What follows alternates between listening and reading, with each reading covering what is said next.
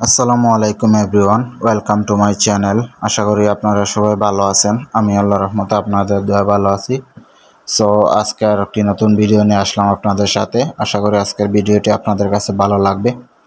So আমাদের বাংলাদেশ ঈদুল আজহা ছিল 7 June. আপনাদের সবাইকে ঈদুল আজহার শুভেচ্ছা জানিয়ে আজকের এই ভিডিওটি শুরু করতে যাচ্ছি। সো প্রথমত আমি সকালে ঘুম থেকে উঠে নামাজের উদ্দেশ্যে রওনা হলাম, গোসল করে এবং সবাইকে সালাম করে এবং মসজিদের উদ্দেশ্যে রওনা হলাম এবং আমাদের মসজিদে চলে আসলাম। মসজিদে আসার পরে এখানে ইমাম সাহেবের খুতবা এবং ঈদুল আজহার কী ফজিলত আছে এগুলো আর কি একটু বিশ্লেষণ করছেন সবার মাঝে, যারা যেহেতু অনেকে জানেন না। সো সবার মধ্যে বিশ্লেষণ করছে। যেন আমাদের নামাজ পড়ে শেষ হওয়ার পরে সবাই একটু কুলাকুলি করে নিল এবং অনেক দিন পরে আর কি আমরা এইটি জামে মসজিদ আর কি অনেক দিন পরে সবার সাথে দেখা হয়। সো একটু সবার সাথে একটু মজা করে আড্ডা দেওয়া আর কি এগুলা। দেন সবাই নামাজ পড়ে বাড়িতে চলে আসলাম এবং বাড়িতে আসার পরে গরু জবাই, যেহেতু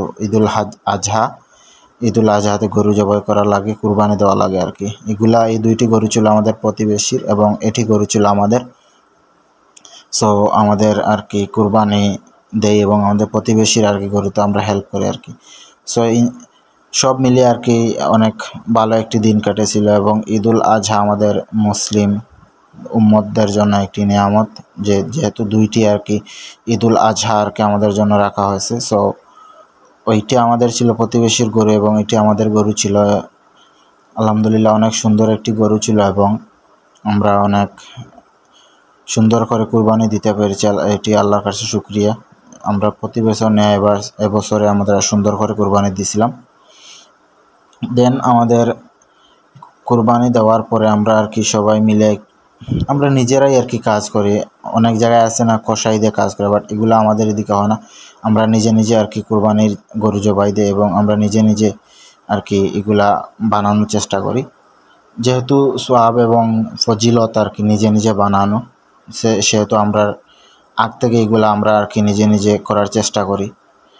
আমরা এগুলো অনেক আগ থেকে আর কি বাপদাদার আগ থেকে শুরু করে আমরা এগুলো আর কি এরকম চলে আসছে। দেন আমাদের কুরবানির দেওয়ার পরে আর কি বাঘ বাটোয়ারা আর কি 7 ভাগে আমরা আমরা সিলেট আর কি অঞ্চলে 7 ভাগে ভাগ করে থাকি।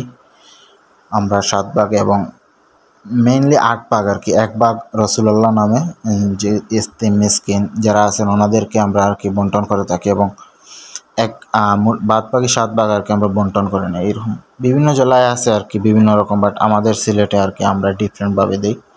অনেক জায়গায় আমি দেখছিলাম যে 3 ভাগে ভাগ করা হয়, কিন্তু আমরা এরকম আমরা 7 ভাগে ভাগ করা হয়। ডিফারেন্ট আর কি বাংলাদেশের মধ্যে অনেক জেলায় তো অনেক ডিফারেন্ট হয়ে থাকে।